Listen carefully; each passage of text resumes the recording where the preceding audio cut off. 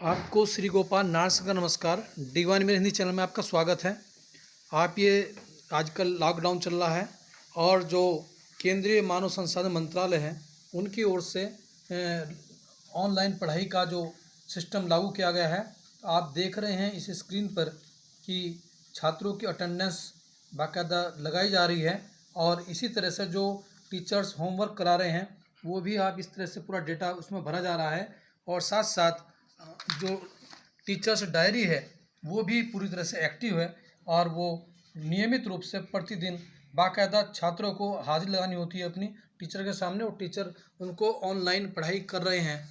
और आज हमारे साथ हैं केंद्रीय विद्यालय संख्या 2 के अध्यापक श्री घनश्याम दास जी। घनश्याम दास जी, आपका डिवाइन मेरे हिंदी चैनल में स्वागत है। जी धन्यवाद। और मैं पूछना चाहूँगा कि आप किस तरह से ऑनलाइन पढ़ाई कर रहे हैं और किस समय आपकी ड्यूटी शुरू होती है और बच्चे किस तरह से आपसे जुड़ते हैं।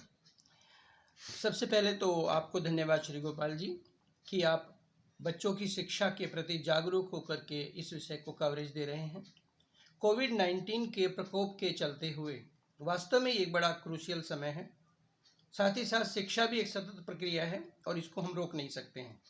केंद्रीय विद्यालय संगठन हमेशा से ही देश की अग्रणी शैक्षिक संस्थाओं में शामिल रहा है और अब भी हमारे टीचर्स शिक्षा की प्रक्रिया को सतत रूप से लगातार जारी रखे हुए हैं। नहीं, किस तरह से कर पाते हैं, चूँकि ऑनलाइन कर रहे हैं ना आप ये। हम लोग प्रतिदिन जैसे विद्यालय समय होता है लगभग उसी समय पर हम लोग बच्चों को निर्देश दे रखे हैं।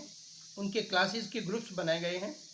उन ग्रुप्स के माध्यम से सबसे पहले छात्र छात्राएं अपनी उपस्थिति दर्ज कराते हैं और उसके पश्चात कक्षा के टाइम टेबल के अनुसार ही प्रत्येक अध्यापक बच्चों को पढ़ाता है। पढ़ाने का जरिया हमारा नोट्स हो सकते हैं, वीडियो होती है, ऑडियो क्लिप्स होती हैं। कुछ हम इस प्रकार की ऑडियो वीडियो क्लिप्स दीक्षा ऐप पर उपलब्ध हैं, वहाँ से लेते हैं।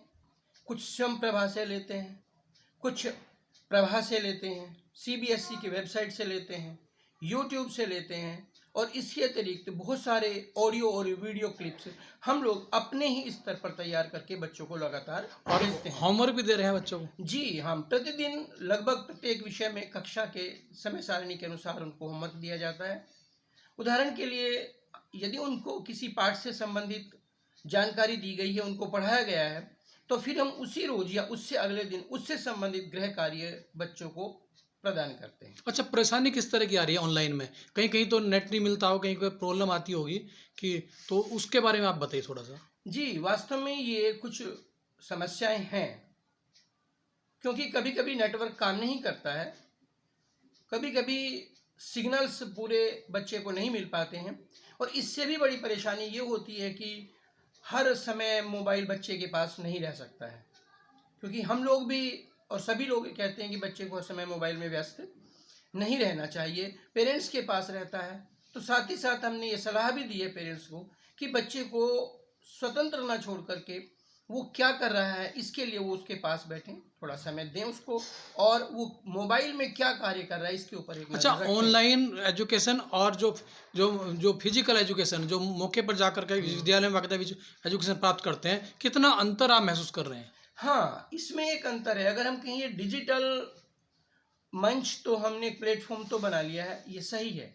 तो एक तो मेन बात यही रहती है कि कक्षा में हम लोग बिल्कुल आमने सामने होकर फेस टू फेस एक दूसरे से इंटरेक्ट करते हैं, उसमें एक दूसरे की भावनाओं को समझते हैं।